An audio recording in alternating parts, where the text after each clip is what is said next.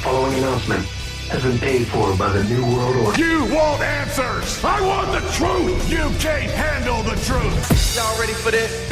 And now, coming to you live from MainEventMadness.com and brought to you by Spreaker, it's Main Event Madness. Our wrestling, your sports, simply madness. And on that note, here's your hosts, Al Merriman and John Curry.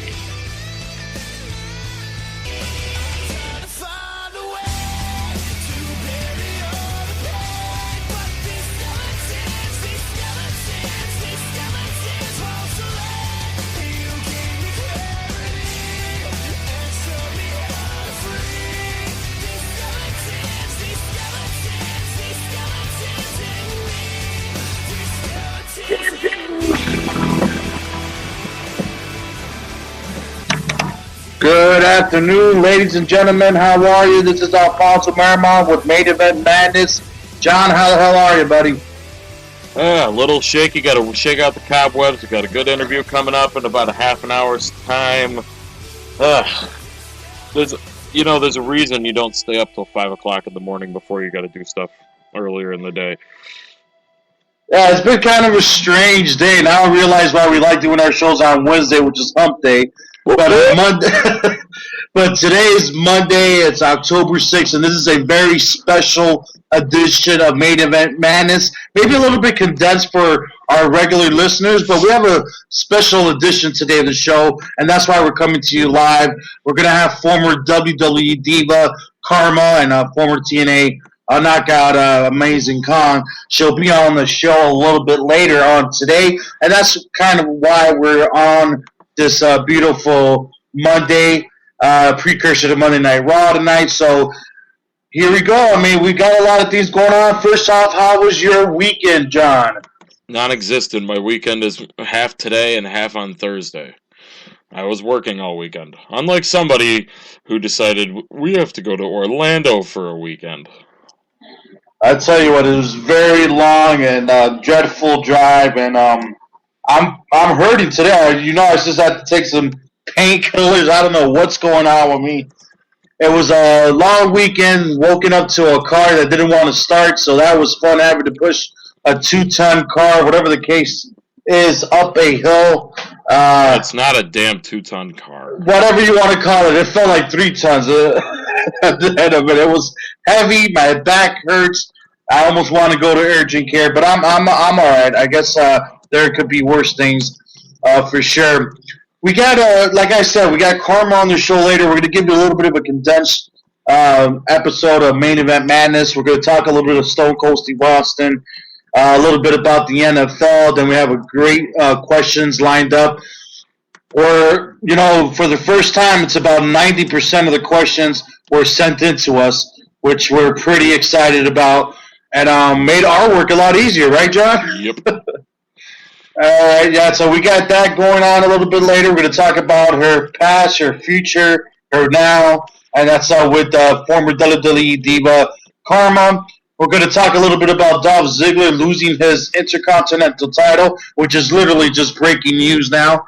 So that's going to be coming up here shortly as well. Let's get right into it there, John. I know you and I are having a rough start to the day. I mean, I feel like I just woke up, even though I've been up for a couple hours. But this news came out about Stone Cold Steve Austin, and I thought it would be kind of cool to talk about what he loosely said it, guys, but he's talking about a potential return to a possible ring. But, reading between the lines, this is what exactly happened. On Stone Cold Steve Austin's recent podcast, he had a former wrestler and a current bodybuilder, Rick Darson. He loosely kind of said, and I quote, "I'm trying to get back into shape for a comeback." And then he just kind of nonchalantly went on with the interview and said, maybe he realized he shouldn't have said that. I don't know I was reading between the lines. Well, what is your take on his comment, and is this directly something about his return to a WWE ring? See, that's where it gets interesting because it's Steve Austin, and he loves to mess with the fans a little bit. You know, he's been talking about it and talking about it and talking about it for the last 5 or 6 years, whether or not he's going to come back to the ring. Sorry, I just saw a Batista meme. I don't know. It's one of those things I don't really want to get my hopes up for it, because you don't know. And I mean, look at how long that myself and a lot of people were getting our hopes up and all excited. Oh, CM Punk will be back. Oh, this is the time CM Punk will be back. And no. But it also lets you have another, and probably, or at least to me, a little bit more fun of a conversation. Who's he come back to face? Yeah, that would be. That's what I've always felt like. If Austin came back, I really wanted him to face CM Punk. You loosely mentioned CM Punk's name there. I thought that would be an awesome thing to do. As we speak about this, I'm thinking about Evan Ginsberg's recent comments on his Facebook for some reason. Why do fans always talk about the possibility of matches happening that might not ever happen? You know what? Because we enjoy wrestling, and wrestling is always about what ifs, and what if this happens, and what if that happens, and what we want to see. So at heart, John and I are wrestling fans, so yeah, we're going to sit here and break it down. So, I personally would have loved to see Austin come back and face the CM Punk. They're talking about, there was a lot of stuff going on with Hogan and Steve Austin, but that's something like, I mean, if there was a fan vote like the WWE likes to do, especially on house shows, and there was 3 options, and one was CM Punk, one was Hulk Hogan, the other Daniel Bryan, another one John Cena, I would have loved to see CM Punk versus Stone Cold Steve Austin. That would be my number 1 choice. I think that would be a lot of people's number 1 choice, and it's just one of those feuds that it's almost cookie cutter. It's so easy to do. You have the straight edge guy, and you have the beer swilling redneck. I mean, they're 2 opposite ends of a spectrum. It's almost perfect for each other. Another one that I think would be really interesting if we can't get Punk would be Randy Orton. The Viper versus the Rattlesnake. Oh, if you put it that way. And then we'll have Jake the Snake Roberts as the special guest referee. And this is going to be Snake Fest 2015.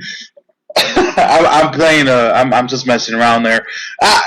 Look, Randy Orton obviously would be an awesome fit. I mean, he does put on a good show, and like we've said on the show before, he has a cult-like following.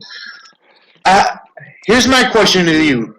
I mean, we know where CM Punk is, and if you guys have been living underneath the rock, he's pretty much done with the wrestling business at this point. I go back to the slogan where you say never, you can never say never, right, in this wrestling business.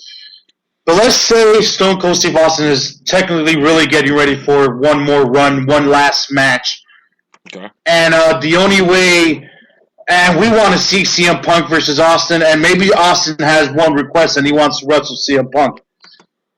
If Stone Cold Steve Austin calls up CM Punk, you think CM Punk would carry enough to wrestle Austin at WrestleMania? Or you would say, you know what, I'm done, I'm still done, I still got too much ill feelings towards Vince McMahon, and it's not even worth my time. Trying to put your shoes in CM Punk's, or your feet in CM Punk's shoes, what do you think he would say to that if you got a phone call from Steve Austin today? Honestly, he'd probably only do it if it was the main event. Because he's said on numerous occasions, he's a very goal-oriented guy. And his last goal was the main event WrestleMania, which he hasn't been able to do yet. So what would consist of a main event? What, he wants to wrestle for a title, or he just wants this to be the main attraction? He wants to be the main attraction to go on last. You see, now that would be... That's one of those things that... Let's say it's Stone Cold Steve Austin versus CM Punk were to be signed on the dotted line for a WrestleMania. There's no way in... Heck, I could see that as the main event, like the closing segment of the pay-per-view. So it's one of those things that it's a far reach and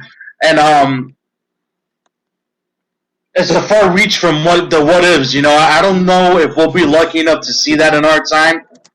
It would be awesome to do, for the fans, but I think it's so far fetched that we'll see CM Punk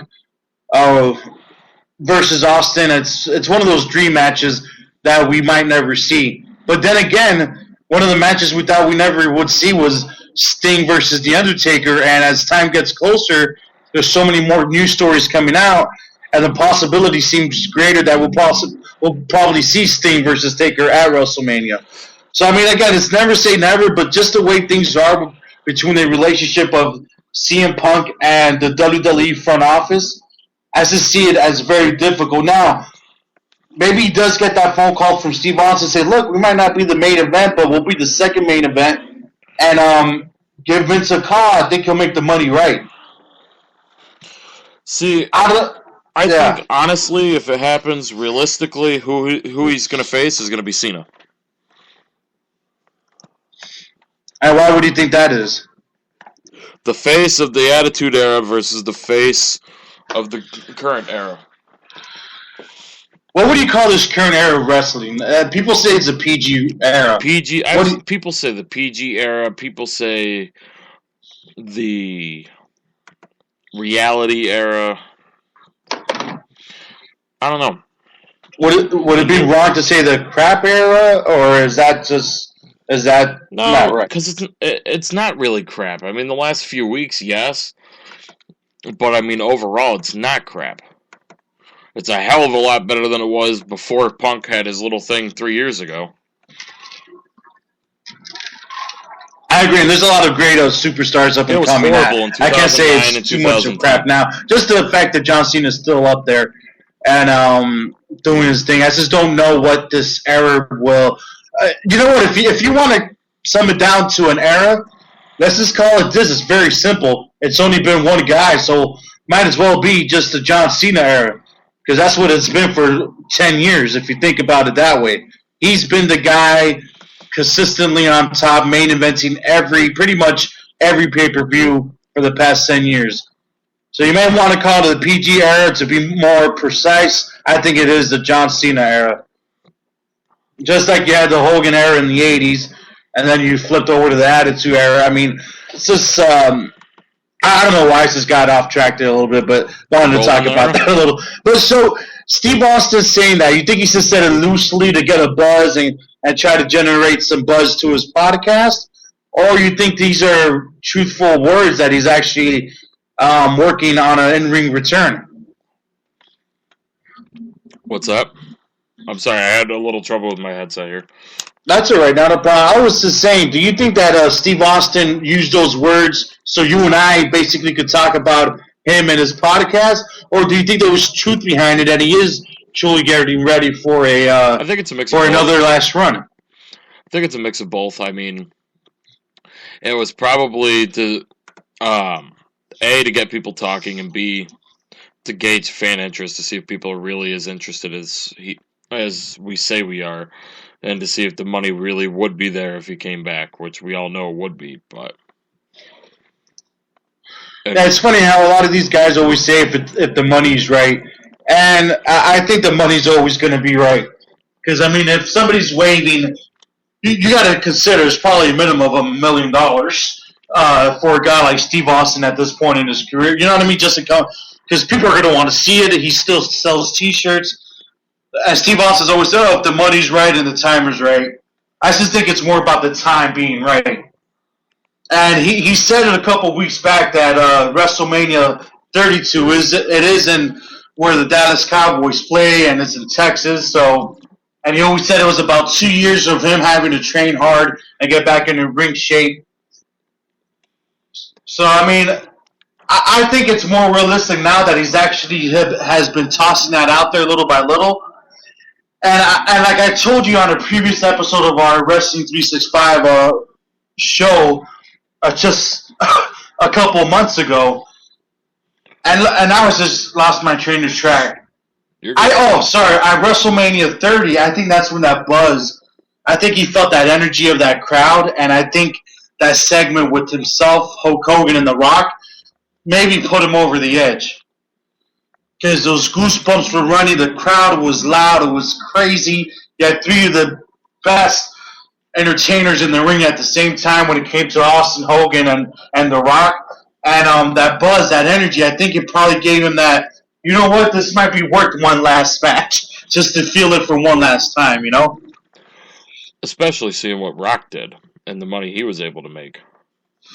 Man, and The Rock, look, he's still relevant in our business. We know The Rock's going to end up coming back to WWE maybe next year or the following, you know, and do some stuff for the company. We know that. He doesn't. I don't think he's done with the wrestling business. So Austin's probably seen that and say, yeah, I'm not a mega movie star like The Rock, but I am a professional wrestler, and I know I can still draw, and maybe you could do this every couple of years if you wanted to. But my instinct is probably one last run. But, yeah, I mean, he sees the checks he's cashed. I mean, I don't think it'll be like The Rock. Just because The Rock has a different star power, you know? Mm-hmm. It'll be interesting, though, and definitely a hit of adrenaline that the WWE sorely needs going into WrestleMania next year. And just hopefully they can capitalize on it. I mean, I'd like to see, if not Cena, I'd like to see, I don't know. I wish there was a young heel. Ooh. What about Steve Austin versus Bray Wyatt? Unless they start building Bray Wyatt up again, I don't want Austin to come and waste his time. That's my problem. They need to build up Bray. I don't know what we talked about it on our first episode of Main Event Madness last week. I need them to build him back up. I need to see some growth with Bray Wyatt, winning some matches and seeing some ruthless aggression, if you want to use that terminology, before I even say it's worth for Steve Austin to come back and face somebody like Bray Wyatt. Would I want to see it? Yes, it would be interesting. But as it stands right now, I don't think that's a main event of no WrestleMania. Not as a main event, but I mean him coming back. I mean, it's WrestleMania, so obviously they're going to do dream fantasy booking. But I mean, in reality, you'd want these guys to come back and elevate the younger guys like Rock and Sock did WrestleMania 20 and elevate Evolution. But here's my thing. Let's say if it was a guy like Chris Jericho or The Rock, or even Brock Lesnar for that matter, or an RVD that have these part-time contracts and they'll come and go. The problem with Steve Austin is that he's coming and he's gone. He's not coming, going, and coming back. We don't know that. So, I mean, realistically, that's what's going to happen. Well, if you remember a couple years ago, he said he could still go full-time if he wanted to. Hulk Hogan still says that, though. But there's a very, very, very big difference between I know, but I was just saying. Hulk Hogan. There's one thing reality and dreams. There's one thing saying it and doing it. I don't know if Austin could do that full time. Maybe not the house shows and stuff, but I mean, I don't know. Here's my thing. If Austin were to come back as a Chris Jericho-like and come back for a few 6 months runs, then okay. Give him a little feud with Bray Wyatt here and there. Give him a feud with the Roman Reigns. But if you're talking about a one last match, it's got to be bigger than that. And right now, Roman Reigns, Bray Wyatt, Dean Ambrose is not bigger than Stone Cold Steve Austin. I'm sorry. It would have to be something mega like a Brock Lesnar Austin. It's got to be a Cena Austin. It's got to be a Punk Austin. And God forbid a Hogan Austin. Like, it has to be something to that caliber. Well, you hit the nail on the head right there when you said God forbid.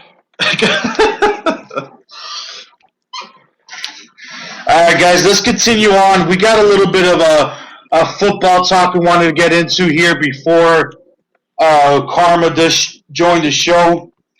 Guys, let's wanted to switch gears. Talking a little bit about the NFL here. And it just feels like it continues to happen. And I'm one of those people that I feel just like wrestling was in the 90s where they were hitting those 7.1s and 8.1s, 8.9 television ratings. Everything has to peak. everything comes to its peak, and then things start to happen. Where those things starting to happen, I think are starting to happen for the NFL, and it just keeps on coming down and coming down. Now, and of course it has to be my team after everything we went through last year, but the Miami Dolphins had to suspend defensive end Derek Shelby. And this nincompoop or dummy or stupid person in the name of Shelby went to a nightclub, and it's suggested that it was a strip club. I'm not 100% sure here. But apparently this man thought it was a good idea to start touching up on women without their permission. So he was I believe he was arrested.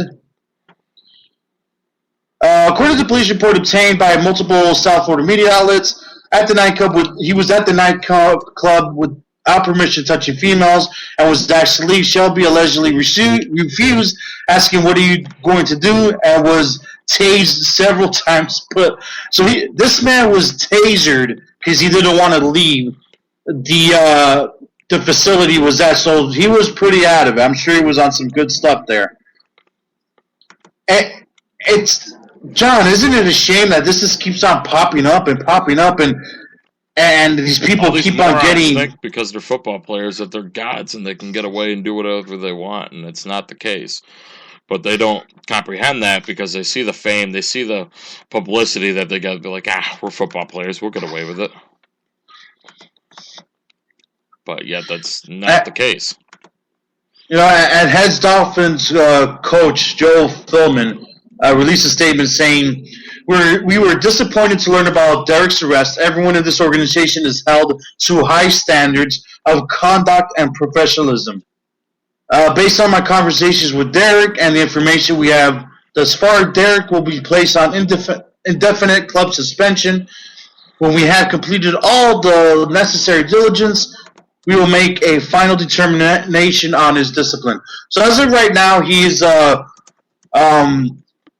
suspended, quote unquote. There's not too many ways you could do this, but he's due to conduct detrimental to the team. Do you think that has started to happen? Like, you know, we've had all these injuries, we have all these concussion scares, the Junior Seau's, people taking their lives, all this drug use, the murders, the rapes, the hitting of the wives, the filling up on women when you're not supposed to, the drugs, the bullying. Do you think that they're going to start taking a hit slowly, and this is starting to become the downfall? I take it from the Dallas Mavericks owner and Mark Cuban, where he said, it's going to catch up to you guys. And I think it's starting to catch up. You think, right now it's hard to say it, it's hard to visualize it, John, but they may survive this. But do you think the NFL is going to take a big hit, or just too much of a monster at this point? At this point, no, they won't. It's too much of a habit. Everything, despite the fact that everything's going on, I mean, at the end of the day, it's still Sunday. Oh, look, there's football on. We need to watch football. It's Sunday. But, I mean, over time, if it keeps progressing and keeps escalating and keeps having more and more and more and more issues like there has been lately, then I think, well, you know, maybe then people are going to be like, well, you know, these guys, especially the ones with kids, be like, well, maybe we don't want our kids watching guys that aren't really the good role models we thought they were, and all they want to do is be focused on their fame and their money, and not about being what being an athlete's all about, and that's essentially being a role model. And I don't know about you, and I mean, I know you have kids, but last time I checked, you know, being a football player and going to a club and groping women or shooting yourself in the leg like Plaxico Burress did, or all these things that these guys are doing, not exactly role model material. And it's one of those things that it's happened a lot more this season, but it's been happening more frequently for years. And I think maybe as a society we've grown to accept it, and it's sad. But you know what? And I'm talking about this, and I sound probably like a hypocrite, because I watch football every Sunday, every Monday night, and if I have it on TV Thursday night, and I loved watching that. I played it in high school, and it's an amazing sport. And I sit here and I think about it. Do I want to let my son watch football, the NFL, when he's starting to watch it now with me, for Christ's sake? But is it wrong of me as a father to let him see this? I say, yo, this is good for you to watch. And then he gets older, and it's tough. It's a tough situation. Older, recognizes news, and then hears him talking about all these crimes that they're committing, and be like, "Oh, well, that's okay." His dad said it's okay. These guys are good, so what they're doing is good. I want to be like them. And you start looking at the demographics. The male demographic is huge, and the woman demographic, it's expanded, and there's a big woman crowd watching the NFL. So when this came out about Ray Rice beating the hell out of his then fiance, now wife, you would think that at the Ravens Stadium there wasn't going to be families of women wearing Ray Rice's shirts and jerseys. I mean, but yet there was. Isn't that incorrect? Isn't that wrong? Like, what is wrong with us as in a society that we're accepting this kind of behavior? I don't know if it's so much they're accepting it or as much as they're trying to do it like an out of sight, out of mind kind of thing. And they see it, they're like, oh, it's not happening to me. What do I care? I think that's a lot of people's mindsets with a lot of things that are going on in society these days. That's true, too. The problem is man, I don't know. It's starting to leave a bad taste, and I love the sport of football. Mm-hmm. And I'm not changing the channel. It's like I feel like I'm supporting them. I don't know. It's just a strange thought to see where the NFL is right now. It's a great powerhouse, and a lot of fans around the United States watch it, from grandmas, grandfathers, mothers, daughters, sons, fathers. I mean, it's something everyone does. Almost a lot of people do on a Sunday, you know. Exactly. And it becomes a habit. It becomes something that people are used to sharing with their kids, with their families. That it's almost become second nature. But I mean, time will tell ultimately whether or not maybe these guys will get their heads out of their assets, or, you know, like Mark Cuban said, or it'll come back and bite them in the asset. At least we still got the NBA and Major League Baseball. I mean, they're still struggling to come back, but, you know, it is what it is, right? Hey, at least soccer's getting big in America. That's what I predicted, and I tell people and they think I'm crazy, but I'm like, you are crazy. In 10 years from now, it's going to be a top 5 sport, I think, or even, you know, higher than that, a top 3. It'll outrank hockey inside 5. Oh, yeah, I believe so, for sure. And they're popping up everywhere. They're getting a nice following. And they say the big 4 sports in America are MLB, NBA, NFL, not in any order, and the NHL. I think if you get the MLS really start going here, you know, actually taking it seriously, you know, like they have like in New York City, they have NYCFC, then I think it's only a matter of time before it explodes. Yeah, especially if it explodes in New York, then, I mean, I feel like New York is always a pioneer of all this, of everything, you know, so... New York's like a launch pad. If it can make it in New York, it can make it anywhere. Exactly. And it's so cliche to say that, but damn, it's pretty much true. I mean, if you can make it in New York, you can pretty much make it anywhere. Just having that little, I made it in New York means something, so. But let's switch gears here a little bit, Al. We're going to take a quick commercial break here coming up in about a minute or a couple minutes. We're going to have former WWE Diva Kharma, or as she was known in TNA, Awesome Kong, Amazing Kong. Her real name's Kia Stevens. She's going to be joining us on Main Event Madness coming up in just a couple minutes. So sit back, relax. We'll be back. We're taking a quick commercial break, and we'll be back in just a couple minutes with former WWE Diva Kharma.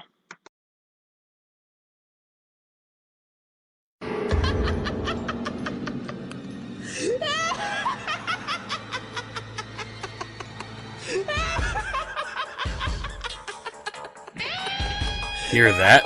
That music used to instill fear in women around the world, and now it instills excitement as former WWE Diva and TNA Knockout Amazing Kong is coming to Main Event Madness. Join us October 6th for a special Monday edition of Main Event Madness live from 12:30 to 2 p.m. Eastern on Spreaker.com/Wrestling365.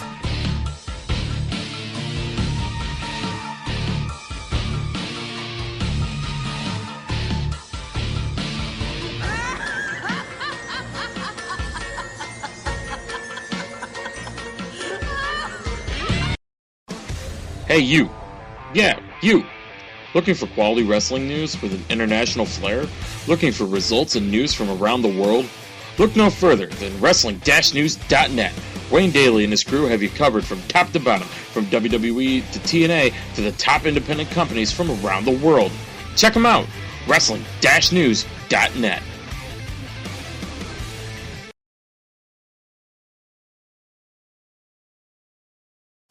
Looking for more than your average wrestling website? Looking for the fastest growing wrestling news site on the internet today? With quality news, results, and more. Wrestling News Report has everything you'd want in a wrestling website. Al Merriman has you covered with the latest and biggest stories of the day from all around the world of pro wrestling. Check them out today, WrestlingNewsReport.com. So you're cruising around the internet looking for some entertainment. What if I told you there's a hard-hitting, fresh, and opinionated podcast out there covering everything from WWE and TNA to the NFL, the NBA, and MLB? Well, that's reality. Main Event Madness is here. Don't miss us every week on MainEventMadness.com as well as on TuneIn Radio and Stitcher.com. Main Event Madness. Our wrestling, your sports, simply madness.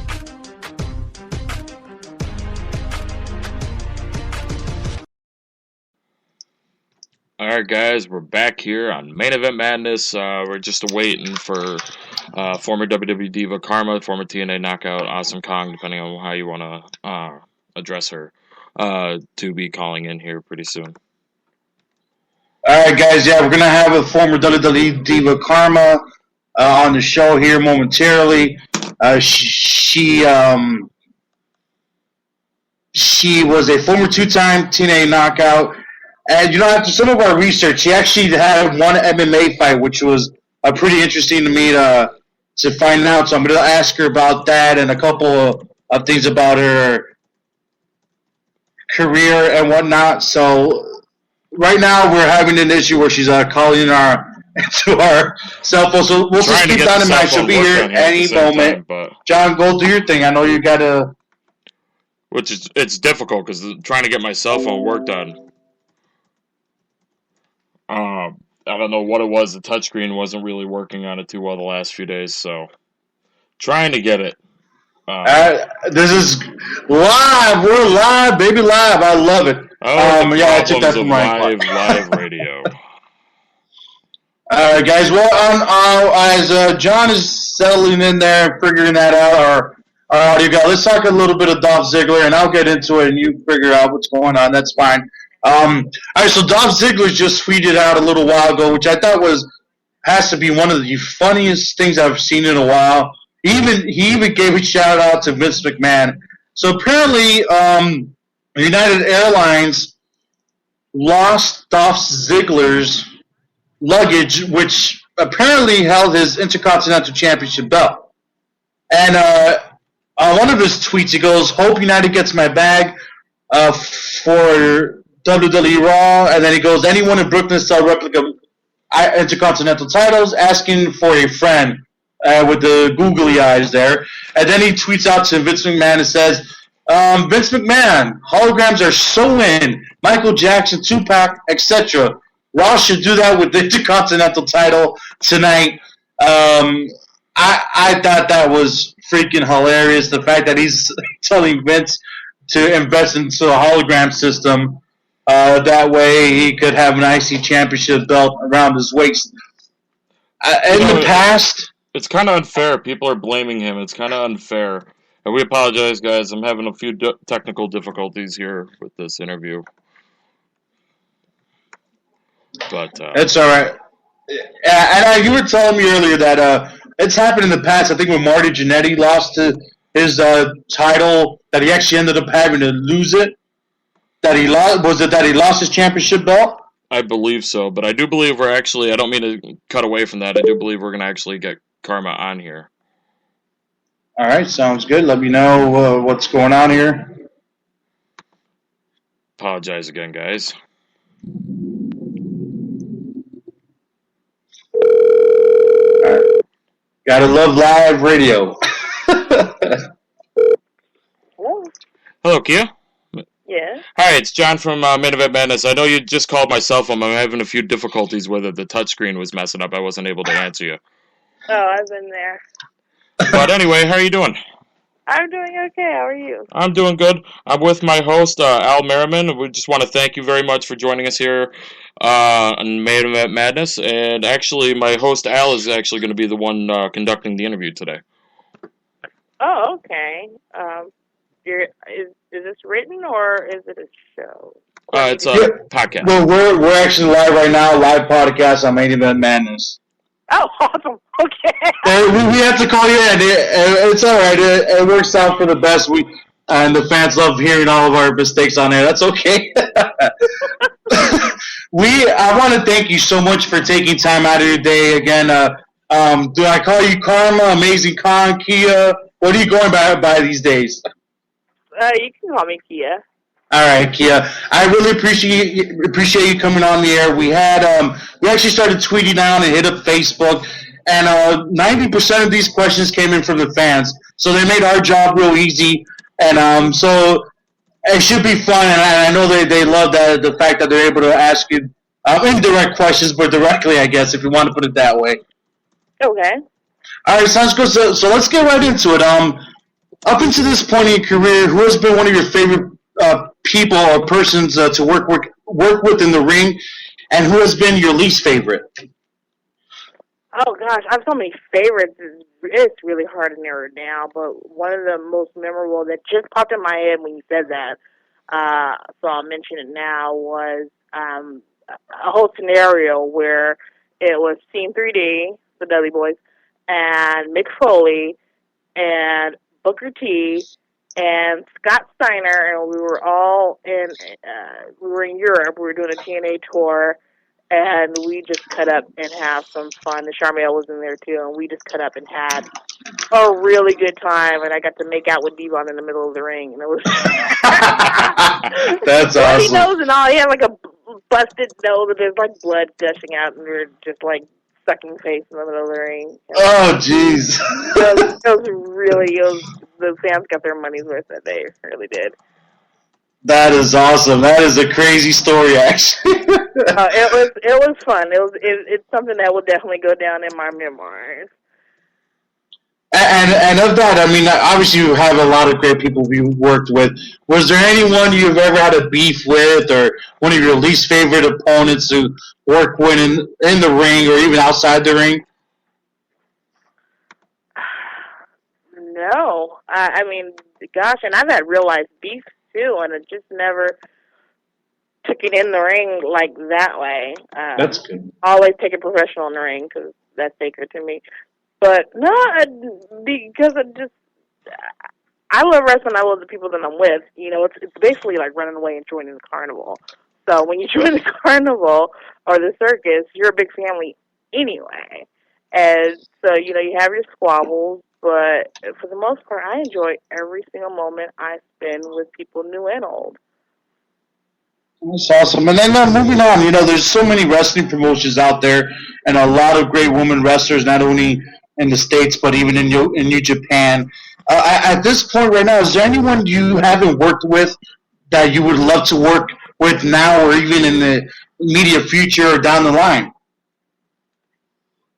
Gosh, let's see. I think everybody's waiting to see Mickie James and I dance. With Mickie James?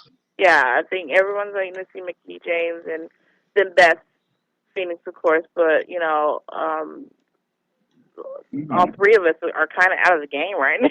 a little bit, or on a very limited schedule. I know Mickie is expecting, or she might have had her baby already, but, you know, we're all just on a part-time schedule. But I think those are the two that I've left room for on my dance card. And then there was another question that came in.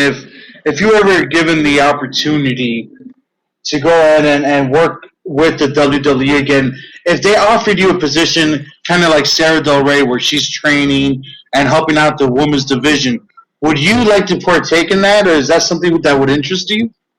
Of course, because I would churn out some major monsters. You guys would turn in a Raw, be like, oh my gosh, the women on there are maniacs. What's going on? Like, oh yeah, Kong's a trainer.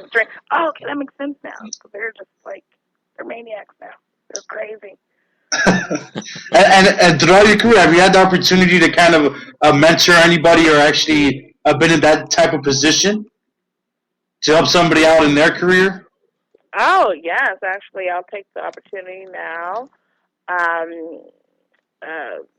to put a young girl over, and her name is Jessie, and I just worked her in Charlotte, and it was so awesome because the original person that I was supposed to wrestle with, and sorry, I can't remember her name, but I should think she was a TNA talent. Gosh, that's embarrassing. But she couldn't make it. She couldn't do it. So this young lady stepped in, and she really stepped up. And we had a really good match. And everyone told me, oh, she was, new and green. Her name is Jessie K.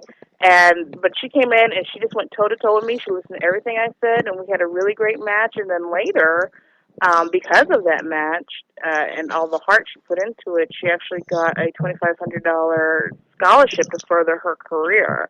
Because that weekend she took a seminar for Lance Storm, and they watched that match that night and decided that out of all the people that took the seminar, she was most deserving of the scholarship.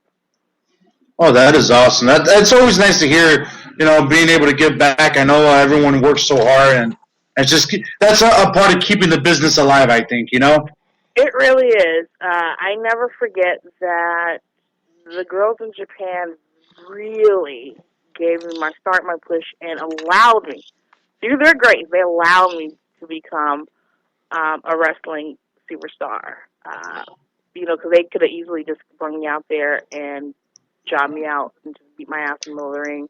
But they really made me look strong. They really taught me things, and I never forgot that. And I always said if I ever have the opportunity, we'll always, give back to the next generation, because that's going to ensure that the business that we love so much survives. There's so many things that take away, that grabs the attention of these young kids today, that wrestling's only getting a short piece of the pie. So we got to keep it going.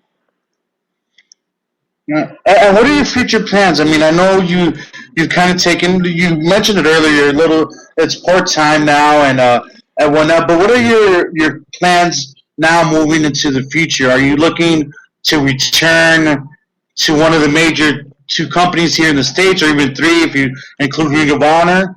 Are you looking more into staying within the independent scene of wrestling right now? I'm looking to encourage and nurture the next generation of wrestlers. That's what I'm looking to do. I don't want to be one of those people that stayed in the game too long, unless I am back on a major network or with a major deal. No, I don't plan on, just sticking with the indies, even though I respect the indies and I have fun and I love traveling. But there are other things like, my new project that I have coming up that I think I'd rather focus on, or, starting and training other people in a wrestling school. And what project is that you have coming up? I am launching a Kickstarter today. Okay. And a lot of people always ask me how the name Kharma came about and, who picked it, X, Y, and Z, and I did. And the reason I did is because, just karma in general has always been, something that I live by. You get what you put out into the world, and I've always tried to live by that. So I've started a Kickstarter that is a website that can actually track, or would actually track the good deeds you do.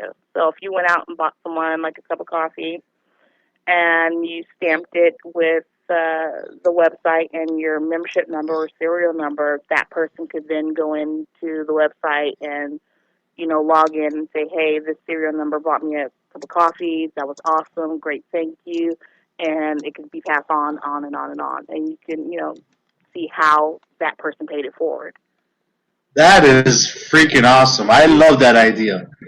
That is awesome. That is something, with all the bad stuff going on in this world, I absolutely love that idea. And do you have the link or the?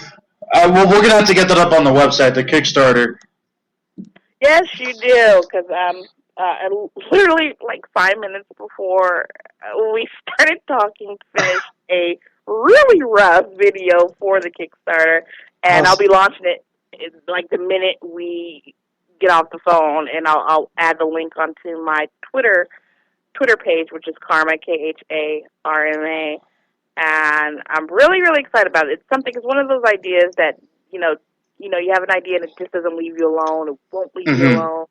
And I just want to make the world just a little less shittier, just a little less crappier.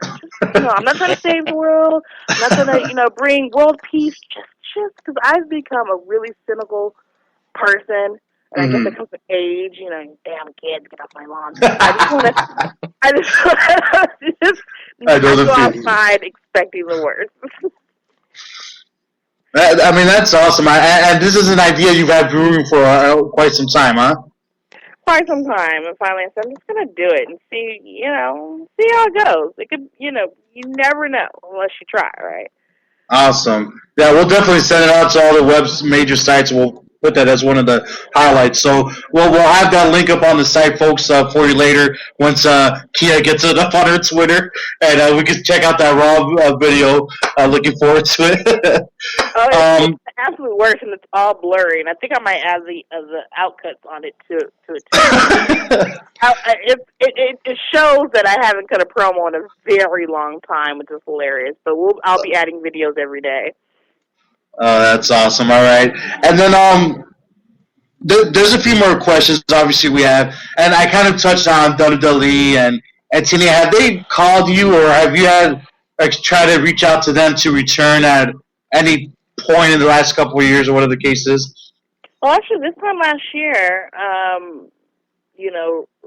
Raw, SmackDown came to town, and I went and visited, and we had some good talks and some good exchanges, and it just didn't, the stars in the line didn't come through. TNA, a long time ago, actually it was about a year and a half ago, because they had a women's one-night only deal. Oh, I remember that, yeah. Yes, I was cordially invited to that, but it just wasn't for me. I'd rather just go ahead and stay WWE alumni. All right, so you're saying you possibly will never return back to that company, correct? The TNA? It's highly doubtful. Highly doubtful. It's highly doubtful. Is that just because of your experience with the company, like management, or just you rather prefer to be a WWE alumni and keep your doors open with them? All the above. Oh, there you go. I do not wish. I want to say this. I don't wish TNA any ill will when I was there. We had, it was magical. We had fun. There was a lot of creative license there, just freedom. You could just go out and contribute creatively as much as you wanted. But it had its drawbacks, and it's not as harmonious as it used to be. And if it's not going to be harmonious, then you need to pay people well. One thing, if you're rich and miserable, that's one thing. If you're working and not fun and you're poor, it's just two different things. It's just different. It's true, yeah, especially with the live events. I went to TNA Lockdown here in Miami the past year, and it was tough. There was not too many people there, and didn't seem like too many happy faces either. So it was sad to see, because at one point TNA seemed like that company that was going to strive, and right now they're fighting just to try to get a new TV deal. So right, well, that's the deal. It was a long time that company that had just the gusto, and everyone in there worked arm in arm to be like, we loved the product so much. It didn't matter that we got paid pennies. It wasn't until the company started making a little bit of money, and then those pennies started being filtered elsewhere, that the people that really made the product start going, well, hold on now. What's going on here? Just hold on now. Now we love those people and we like them, but come on, can we share the wealth a little bit better there. We want to wet my beak. We just want to wet our beak. That's it. No, not pretty people. Oh, I do wish them well. Oh, that's awesome. Friends there, and I hope my friends keep their jobs, and that's another thing. And it's wrestling, and I love wrestling, so boom, go ahead, TNA, do your thing. So, in other words, I have a better chance of possibly you wrestling a Ring of Honor match before a TNA match. Would that be accurate, or? Yeah, I would totally. Okay. Yeah, I would totally book another Ring of Honor if, awesome. which actually I should. Is Jim Cornette still over there? I should give him a call. I'm not sure if he's still over there. I'm not 100% sure. Looking over there. Yeah, I need it. It's about time. Have you been to an ROH show? I have not had the honor to go to one. They rarely come down here. That's a and I myself have 2 kids, so it's hard to me to fly out and go. So it's difficult for me to go out to one of those events. You are missing out, dude. It's the energy in any building that they're in it's unmeasurable. And I do, and I've seen a lot of the pay-per-view events, a lot of the videos on YouTube, and it looks like everyone's having so much damn fun, and I want to be there each time I see an event. It's frustrating. Yes, every ROH performer, I have to say, leaves it all out there. That's awesome. It is. It really is. Yeah, and I was, and everybody, we're here live with the former WWE Diva Kharma. I had a question for you, because I did some research, and I don't know if this was real or it was a work, but is it true that back in 2006 you had an MMA fight? Yeah. So that was a legit fight. You just straight up, it was an MMA fight. Yeah, it was an MMA fight that I trained real hard for. Let me tell you, the training was harder than the actual fight. Yeah, well, I saw you beat the girl out, but in the second round, it was a knockout? It was the second or the third. It might have been the second round, but yeah, it might have been the second or the third round, and it was a TKO. Her coach threw in the towel. Oh, wow. That's even better than a knockout, right? The coach was in the towel. I think so. It was fun, and it was. I would have loved to have done it again back then, when I was younger and every body part worked properly. It was a good time, especially to find someone in my weight class and to get out there. And she was a black belt, very highly regarded mixed martial artist. And she got in a few good looks that no one in their life ever has, But in the end, I had to go hood on her. I had to go hood a little bit. So how come you were one and done? Was that just something that you're like, okay, I tried it and I'm done, or is the opportunity never came up again to have another MMA fight? The opportunity never came up again. Because once again, they go by weight class, and I'm a big girl. It's hard to find someone in my weight class to fight with. So it just the opportunity, and then again, shows for girls, for women weren't that common for mixed martial arts. There was worry with my management, even though I had total faith in myself, that if I were to sustain a loss, that would be hurtful to the company and my career. So it's not just me that I'm working for. There are other people that bank on my career as far as their livelihood. So I just don't make. I wasn't the only one making decisions at that time about my career. A lot of people had input. So it was decided that if the opportunity came again, perhaps, but it just never came again. Okay. And we had another fan send in a question, and I'm not sure. You probably talked about this in the past, but I wanted to get it out there for him. He asked if what were your original long-term plans while you were working with the WWE, and were there initial plans of you ever carrying the Divas Championship right away, or even in the long term?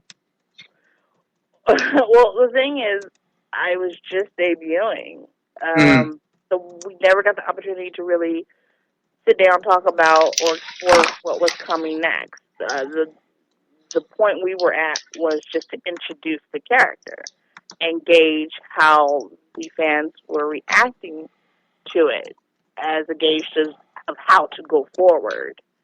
I had barely dipped my toe in the WWE pool before, finding out that I'd be going on maternity leave. So it's just one of those timing things that didn't work out for the rest of the world. Yeah, and they even had another fan send in that they want to see you come back and crush the Bella Twins. They would love to see that. So, I mean, a lot of people want to see you back in the ring, of, especially with the WWE. We had a lot of people sending those type of questions and statements. So, right, I'm glad they're sending to you, but they also need to send them to New York as well. That's right. They really want to see it, then, I hear they're still chanting CM Punk, so, they need to chant something else. So karma chants out there. There you go. All right, we're almost there towards the end. I had a couple more questions, and then we'll do a quick word association if you don't mind.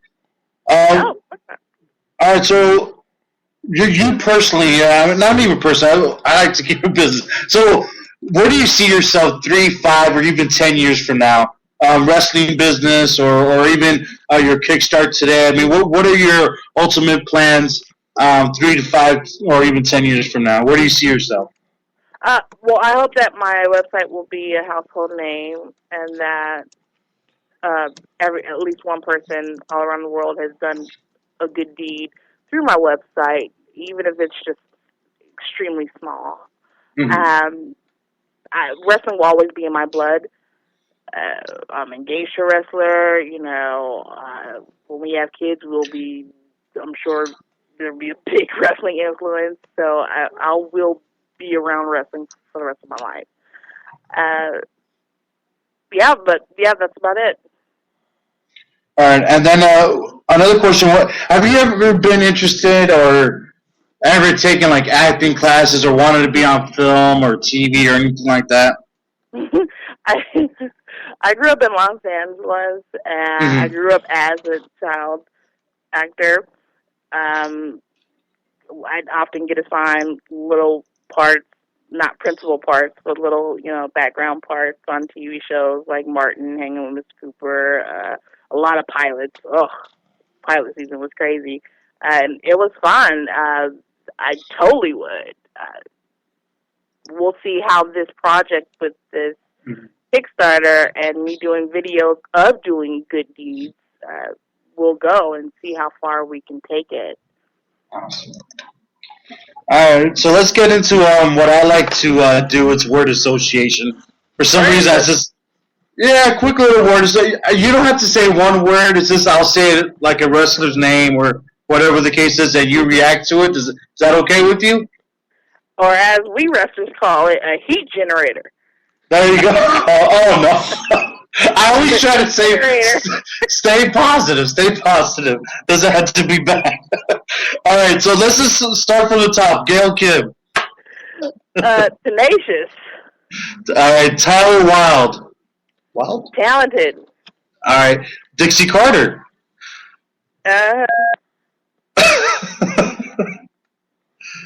What was that? I think you pressed the button there. There might have been timing on that. I thought that was on purpose. Okay. Jeff Jarrett. I didn't hear what you just said. Well, Jeff Jarrett. Jeff Jarrett, he's cool. All right. Brie and Nikki Bella. Cooler than you think. Awesome. Michelle McCool. I know you had a little bit. You reached up with her. Was it Michelle McCool? Don't believe the rumors. Okay. Don't believe the bad rumors. Don't believe the bad rumors. All right, Triple H, if you had. Gosh, there's so many for honor. I mean, he's awesome. He's awesome. He's legendary, and he gave me a chance when, the whole world thought I'd never make it to WWE. And I would say he is a brave dude. Awesome. I'm getting blown up here. The same. I need to ask you this one. Bubba the Love Sponge. Over it. I don't know why I'm asking you that. Over it. All right. Stephanie McMahon. More down to earth than you would think. All right. And we got two more. Vince McMahon. Mysterious. And this is why it's my favorite thing to do. Yourself, Kharma, Kia Stevens. Oh, where do we begin? Future Divas champion. Divas champion. Where do we begin? That's going to be your association. Where do we start? All right. I thank you so much for joining us today. It means the world that you took some time out of your Monday to join us. I'm going to let everybody know once you get that link up on Kickstarter, we'll send out a press release to all the sites. And I just thank you so much for taking some time out of your day, Kharma or Kia, and I really appreciate it. I appreciate it too. Thank you so much. And you make sure you get yourself to an ROH show. All right, I will. And good luck. I hope everything turns out with your Kickstart. I'm looking forward to it, and I can't wait to see it launch and changing the world one good deed at a time. I'm looking forward to seeing that. Thank you. Deuces, everybody. All right, take care, kid.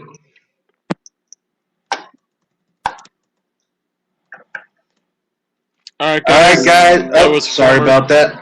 That was former WWE Diva Kharma, former TNA Knockout Awesome Kong, Kia Stevens. Really good interview. She was really down to earth. I'm glad she was able to answer the phone after I had my little technical difficulties there. Yeah, no, I thought that was funny at the beginning of the show. She's calling your cell phone and all that. But, man, it was great to have her on the line.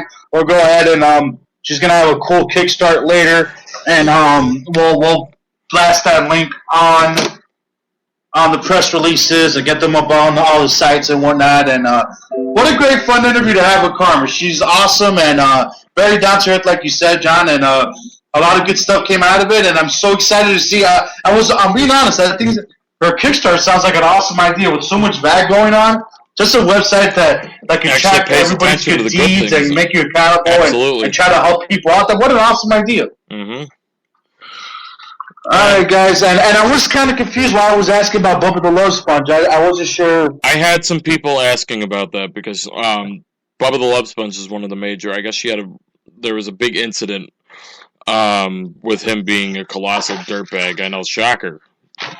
Bubba the Love Sponge being a colossal dirtbag. I know that nobody has ever heard of something like that before. But there was a big incident or something in TNA, and that was one of the reasons she left. He made some very, very insensitive comments. I'm being corrected here. Hold on. I know it was in TNA. Wasn't there some natural disaster or something, and he made some comments that rubbed her and rubbed a lot of people the wrong way, and he was fired after that, Wayne? Wasn't that? I don't know. That he was sorry for this. He was just a colossal douchebag with his comments and thought his stuff didn't stink, or because he was friends with Hulk Hogan, and we all know how that one ended. Yeah, he's just a douchebag. But she was awesome. She was really down to earth, really awesome, entertaining interview. Feel very lucky and honored to have her on here. And best of luck. I just want to say it since I didn't get to say too much. Best of luck to her with the Kickstarter and with the indie promotions, and hopefully we get to see her in NXT training, or like I said, maybe future Divas champion. We never know. Yeah, it'll be very interesting to see what happens with the career. And it is, she is at the back end. I believe she's up at 37 years old, and wrestling career, especially for a woman that's keep going. Age, and she's a very there's a couple of questions I wanted to get to, but it's all right. I know that she was. She's got a bunch of interviews lined up, and we were the first, so we appreciate it. and we're going to get this out there to all the major sites. That way they can look it up and enjoy the interview and enjoy Main Event Madness. We have a couple. I know I kind of touched on this Dolph Ziggler thing, but I guess we can move on from that, right? I mean, we kind of touched on that already. Yeah, I mean, we pretty much touched on everything there was really to touch on with that. Yeah, I mean, I don't think there's anything else on that we could really touch on. I don't think I've ever said touch so many times in the last minute like I just did right now. I could probably think of a couple instances. You crazy bastard. Oh, man. All right, so we talked a little bit about Steve Austin's potential in-ring return at the top of the show. We kind of discussed the current state of the NFL. We had an incredible interview with former WWE Diva Kharma and Kia Stevens, which she is going by now. Kind of wanted to touch base. I don't know if you saw this story, and we have about 20 minutes here, so I think before we head out. And I wanted to take your thoughts on Shawn Michaels' latest business venture. We're able to check out what he's actually being the spokesperson for now. Wasn't it smokeless tobacco or something like that? Yeah, for herbal smokeless tobacco and chewing tobacco. But they're not tobacco, I guess. But they are. But maybe there is. I just found it very strange that Mr. Christian Shawn Michaels would put his name on this type of product. Whoa. Okay, I'm going to stop you right there. What does being a Christian have to do with tobacco? I'm just telling you, when you have to do with anything. When you have a certain image that you're upholding, saying things are good, and you don't want to, bring harm to your body and your being, I don't think this is something that you should promote. Are you confusing him with CM Punk? Because he never talks about that stuff. I mean, the religion really has nothing to do with tobacco. The guy wants to chew tobacco, let him chew tobacco. I mean, we could get into a crazy-ass conversation right now, but all I know is that one of the things that is said is that your body's your temple, and you shouldn't poison it with foreign things. It's not tobacco. It's a tobacco-free company. It still doesn't... I don't know. This is a bold wall with me. I don't... So if it's not tobacco, then what's the problem? I don't know. It just doesn't seem right. An herbal, smoked... and a chewing product... There's got to be something wrong. I just don't understand it. Do you not like gum either? Huh? Do you not like gum either? This is not gum. This is a substitute for smoking, but you're still smoking. Mountain Chew Incorporated, the world's largest tobacco-free smokeless company, announced today they have partnered with iconic wrestler Shawn Michaels as a spokesperson for the Smoky Mountain Herbal Snuff brand. He says, Shawn Michaels says, as someone who has spent their life and career dedicated to staying healthy, as well as being continent, so whatever that word is, of what I put in my body, Smoky Mountain fits into that category perfectly. Maybe I personally need to get educated on what the Smoky Mountain Herbal Snuff is. And that he's incorporated that product into his life. Apparently it's snuff, it can be used to clear your airwaves. I don't know. It's become a huge hit with adult consumers who made the choice to either quit or reduce their consumption of moist smokeless tobacco. The product can be found in retail stores around the country. Apparently Wayne said he's used it in the past for a black nose and it's helped him. And he doesn't smoke. So, hey, more power to him. Guy's got to get a paycheck somehow. All right, so maybe the wording of it doesn't sound right to me, but I guess maybe it's a good thing for people? Maybe? Maybe. I don't know. I'm assuming it has some health benefits, but I mean at the same time. But something like this, doesn't it sound like it would have some weird chemicals that maybe in 3 to 5 years will come out saying that it gave somebody cancer or it killed somebody? Like, I don't know, all this type of stuff freaks me out. I guess that's my Good Lord, are you morbid? I'm sorry? Oh, I said, good Lord, are you morbid? I'm just saying, there's always something out there that's not good for you. Go out of your way to try to tell karma to be positive, and then the first thing you're doing is saying, a couple years from now, it'll cause cancer. I like the fact that she called the word association a heat generator. That's probably what we're going to have to call it from this point moving forward. I just love that. I'm going to put you in the heat generator. Let's see how many wrestlers do. Ladies and gentlemen, this segment was brought to you by Calphalon. Calphalon pots and kettles. Think about that one for a second. You'll get it. Oh, Jesus. Oh, come on. That was a good one. Because, you're the pot calling the kettle black, I'll give you a pat on the back for that one. Sponsored by Calphalon. I hate doing this on the run here. Did you recently see about the story about the new an update on the post-WrestleMania pay-per-view pay? What's that?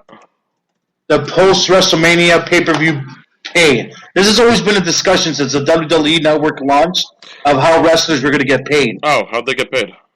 Well, it's not how they got paid. It says that the roster is said to be affected by post-Mania payouts for the company, with the new formula being described as quote-unquote really bad, according to the Wrestling Observer newsletter. The report notes that earlier this year, the payouts for WrestleMania 30 pay-per-view ended up being way better than was expected by the talents, and many believe that the WWE Network launch would hurt WrestleMania bonuses. But that was not the case, and the post-WrestleMania pay could be a sign that talents are not being paid based on pay-per-view revenue, and that the talent are not receiving anything extra from the revenue that's being eliminated due to WWE Network. Boy, isn't Punk looking like the moron right now? The report also notes that one of the reasons he left also was because he was unsure. You see what's my take on what I just read was that after WrestleMania there was still a lot of pay-per-view buys, so their bonuses were still strong. But after that, more of their checks are coming from WWE Network. So their pay-per-view buys or their bonuses are getting cut back significantly. But was not. Most of them are still getting paid downside guarantees anyway. So they were noticing that there's some wrestlers that are locked in with the downside guarantee, but they're still essentially getting the pay cut.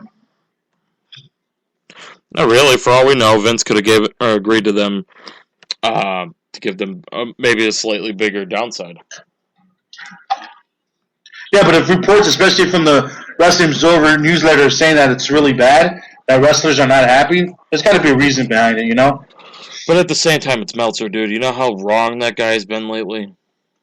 I mean, just because there's reports saying it doesn't mean it's true. I mean, yeah, we could say there's reports saying this, that, and the other, but at the end of the day, we don't know what's going on behind closed doors. We don't know what's actually going on in WWE. Just like everybody thinks that WWE, not to completely change the subject, but to kind of prove my point here a little bit, there's more and more reports that WWE is pulling a Chris Benoit with CM Punk, not mentioning him, not acknowledging him, covering it up, trying to pretend that his existence is non-existent.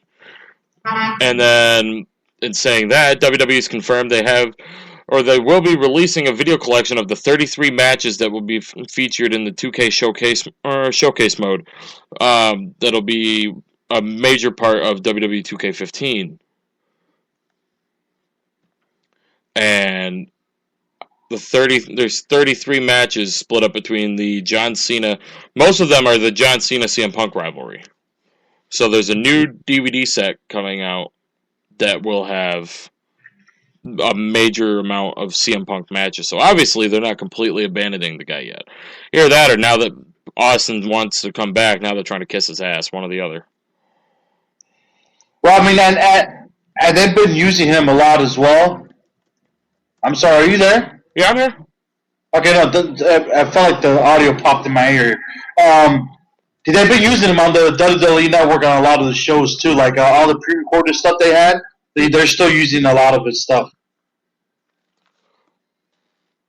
Yeah, and you wanna talk? We got Monday Night Raw coming up tonight. We'll have our reactions and feedbacks. We're getting ready to wrap up here in probably about 10 minutes or so.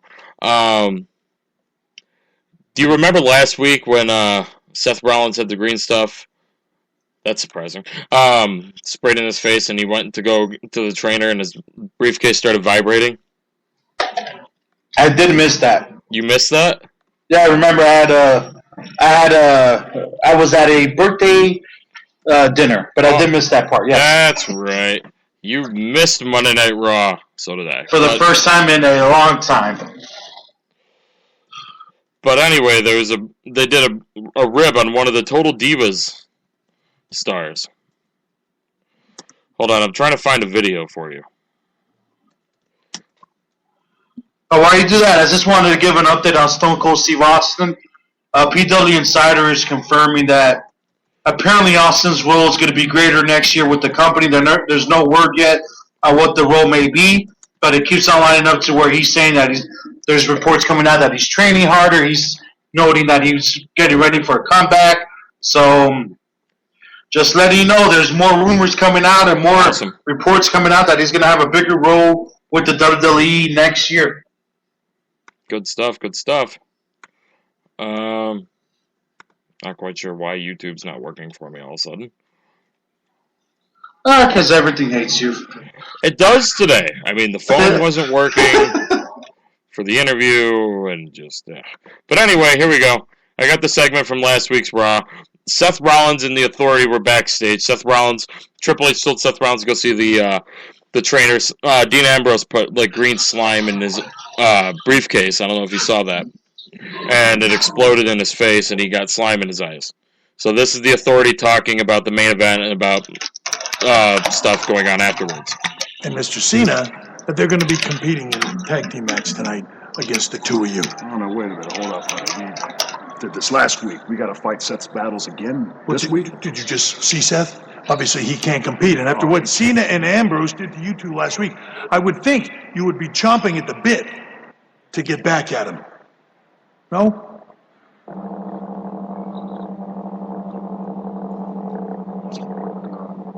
Does that sound like you? No. It's from my phone. Not mine.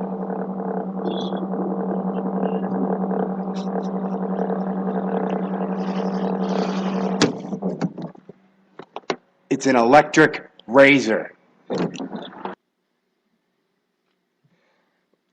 Apparently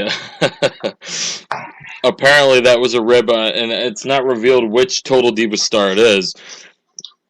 A rib on one of the Total Diva stars. I guess, Wayne, and correct me on this, because I saw the report but didn't really pay much attention to it. Was she going through the airport security or something, and then they found it started going off or something? Okay, so apparently a Total Diva star had a vibrator in her luggage, and she was going through airport security, and they saw it through there. Oh, a vibrator, you said? Yes. That ain't right. And if you watch Total Diva, nobody knows which one it is. Although, if you watch Total Divas, if you saw the one where Nikki Bella moves in with John Cena, she had 8 boxes of sex toys. It wasn't Nikki Bella. So that one could make you think a little bit harder now. That's crazy. Now, I was looking at, earlier today. If you guys don't know, tonight on WWE Monday Night Raw, the Today Show is going to be visiting the Raw, and we're going to want to shoot our brains out as we're watching that. I'm not sure what that noise was. But John Cena was on the show, and I just thought it was interesting. He was talking about, not wanting to get married, and he was talking about the fact that WWE is truly a full-time job, and we're always on the road, and I wouldn't want to short any family or partner by looking back and saying I was never there for you. It was a big choice, but right now that's where I'm at. It's kind of crazy. I mean, he loves wrestling so much that he won't get married and have a family. I guess he doesn't want to end up like a Flair or all these people that have had these families and are never there for their kids. I don't know to respect that or say give him what is it in Ron Simmons' words? Damn. Oh, you call me out on it, and I don't have it.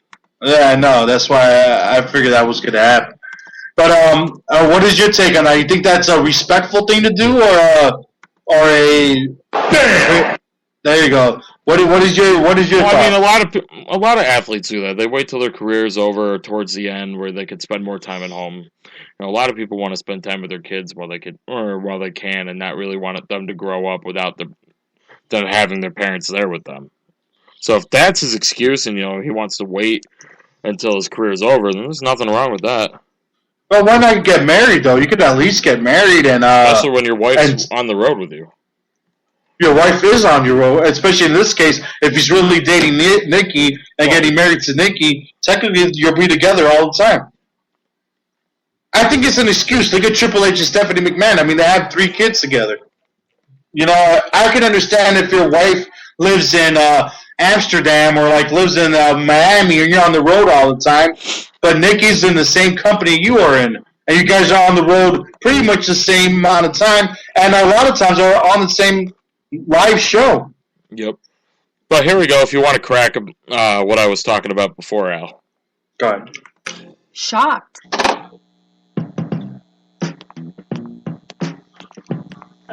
Nicole, I know I was a little bit overbearing. Did you pack your toothbrush? Your toothbrush has a bunch of speeds on it and looks like a massager. Won't turn off. Oh. Sorry, Whoa. I mean, I did live alone in San Diego, so my friends, they've kept me company for quite a long time, so I had to bring them along for the ride. What is this, Total Diva Soft Porn Edition? You thought the Attitude Era was gone. Just look at Sunday nights on E.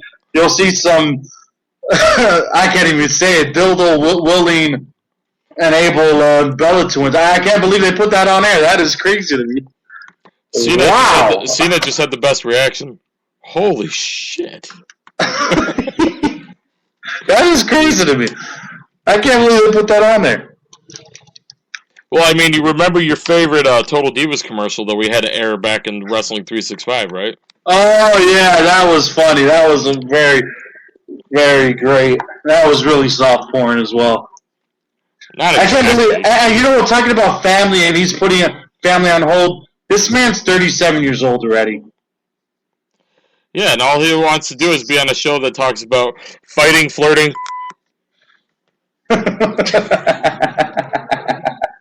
That was a rib on that commercial that aired on Wrestling 365. I can't believe they did that. It's just crazy to me. They're so family oriented, but they're putting out a product like that. Thank you. Thank you. There you go. On layer sneezing, guys. I think on that note, we are done. This was a very special look into Main Event Madness, and we'll have another show on Wednesday. Do we have another guest on Wednesday? I know we got a lot of interviews lined up. From the Miami Herald, we have Mr. Jim Barcelone. Mr. Jim Barcelone. He's going to be a great listen, guys. Much like Bill Behrens that has an insight into the wrestling business, and we interviewed last Wednesday. Jim Barcelone, if you don't know who he is, he's one of these guys has had an awesome career. He's interviewed all the top names from the WWE, TNA, Ring of Honor. The list goes on. I mean, he's been at all the events. He's been at the Performance Center when it opened up, talked to the likes of Triple H and all the young guys over there. So he's been doing this for over 10 years. He has a unique perspective on the wrestling business. He does write for the local Miami Herald paper here in South Florida, and it's on the website, MiamiHerald.com. So we're going to have him on the air. It's going to be an interesting interview, to say the least. And that's where we're going from here. Interesting interviews. We got a loaded month. We got Jim Barcelone next week. And then the week after, we got, what's his name? I'm sorry. Lee T. Lunsford, the author of Roadie Pinned by Love, wrestling love novelist, will be joining us as well. So, and we have a couple other, and speaking of Well, we have another potentially former WWE and TNA superstar got back to me. We're in the talks, finalizing the date with him as well. We'll announce that when it's 100%. We don't want to. We've had a lot of instances where we had guests, and it is what it is. Today we had Kharma. It's about Kharma. We're going to get the press release out. She's got a Kickstart starting here today, so we're going to get that out there, and we'll go from there. And if you guys missed our interview with Kharma, you can either listen to it, Spreaker.com/wrestling365. Yes, I hate the fact that we... Actually, wait a minute. It's Spreaker.com. I'm sorry. I did change it. Spreaker.com/show/main event madness, I believe, is the actual link for it. Also, iHeart.com. Search Main Event Madness. We are now back on iHeartRadio. We got that all sorted out. All the new show, the new logo. He's back up there. We're good to go again. TuneIn.com, search Main Event Madness, and Stitcher. I believe you still have to search Wrestling 365. We're still in the process of getting that one updated. But yeah, that's going to do it. We're going to be back here on Wednesday. We got Jim Barcelona. Then immediately following the show on Wednesday, we're going to have an encore of the interview that you guys heard today with former WWE Diva and TNA Knockout Kia Stevens, Kharma, Amazing Kong, Awesome Kong, whichever name you want to go with. We're going to air that interview immediately following our show on Wednesday. So if you missed the show today, you want to see an exclusive interview, check that out. 2 interviews for the price of 1, and it's free. So you can't really beat that. And then coming up on October 22nd, another one that Al orchestrated, we have Matt Hancock, who is one of DDP's trainers for DDP Yoga, is going to be on the show with us also. At least I did. That's right. That's still that's definitely going to happen. So October 22nd, we'll have him on the air, talk some wrestling, talk some DDP Yoga. Matt Hancock will be on the road. He does a lot of the seminars for those guys that don't know, not seminars, workshops, and he'll fly out with Dallas throughout the United States and actually conduct a workshop with them and help him out. He's been doing it for years. So I got a lot of questions for him, and I'm looking forward to having him on the air. And hopefully, guys, we're going to have a few more interviews coming the next few weeks, the next few months. So stay tuned. MainEventMadness.com. Follow at John MEM Radio on Twitter, at Al ME Madness. Me Madness. Me Madness. Al Me Madness. That's a horrible. That's my Twitter handle. Yeah, that's how it's a horrible Twitter handle. And for more wrestling news, check out WrestlingNewsReport.com, Wrestling-News.net, and I'm pretty sure that's all we got. So, have a good one, everybody. Enjoy the rest of your Monday. Enjoy Monday Night Raw tonight. We'll be back Wednesday. What time? Whenever we decide to wake up. 11 or 12. I'm sleeping in. I'm sleeping in one of these days this week. But all right. That's all we got, guys. Have a great rest of your Monday. Great rest of your week. Spreaker.com. Search Main Event Madness. Check us out. Bye-bye. Thank you so much for joining us. Miss a part or all of today's show? No problem. Head over to MainEventMadness.com where you'll find today's show as well as every show in our history. So once again, for all of us here at Main Event Madness, I'm John Curry. Have a great rest of your day, and we'll see you back here next time. Have a good one, everybody. So long.